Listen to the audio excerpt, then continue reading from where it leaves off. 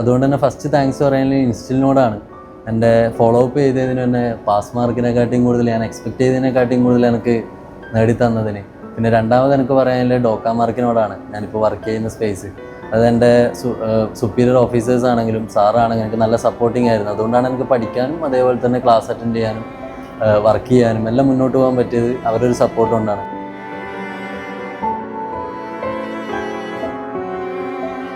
First ഞാൻ കോഴിക്കോട് വരുന്നത് ACCAക്ക് join ചെയ്യാമെന്നുള്ളൊരു ഐഡിയയിലാണ് മുന്നോട്ട് വന്നത്.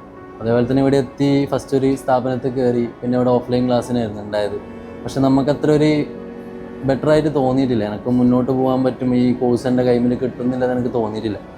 പിന്നീട് ഞാൻ കുറേ പ്രശ്നങ്ങൾ വന്നു. നമുക്ക് ഫാമിലിയിലാണെങ്കിലും അതേപോലെ തന്നെ ഫിനാൻഷ്യൽ ക്രൈസിസും കാര്യങ്ങളൊക്കെ വന്നു.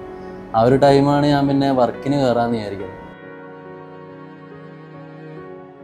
അപ്പോൾ തന്നെ ഞാൻ വർക്ക് നോക്കി. ഫസ്റ്റ് ഒരു ഗെയിം സെൻറ്ററിൽ കയറി. അത് കഴിഞ്ഞ് കുറച്ച് കഴിഞ്ഞപാട് ഇവിടെ ഡോക്ക മാർക്കിൽ കയറി.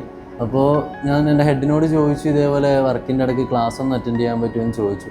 അപ്പോൾ അവർ പറഞ്ഞു ഓക്കെ, പ്രശ്നമൊന്നുമില്ല, വർക്കിൻ്റെ ഇടയിലും ചെയ്യാം, നമ്മൾ സപ്പോർട്ടീവാണ്. അപ്പോൾ എനിക്കും കുറച്ച് കോൺഫിഡൻ്റ് ആയി. ഞാൻ പിന്നീട് എന്ത് ചെയ്തു, ഇങ്ങനെ അന്വേഷിക്കാൻ തുടങ്ങി. ഈ ഓൺലൈൻ കോഴ്സും കാര്യങ്ങളൊക്കെ ആയതുകൊണ്ട് ജസ്റ്റ് നോക്കി ചെയ്യാമെന്ന് വിചാരിച്ചു. അപ്പോഴാണ് ഇൻസ്റ്റിലിനെ പറ്റി അറിയുന്നത്. എൻ്റെ ഫ്രണ്ട് പറഞ്ഞിട്ടും അതേപോലെ തന്നെ കുറച്ച് റെഫറൻസും കിട്ടിയിട്ടാണ് ഇൻസ്റ്റിലിനെ പറ്റി അറിയുന്നത്.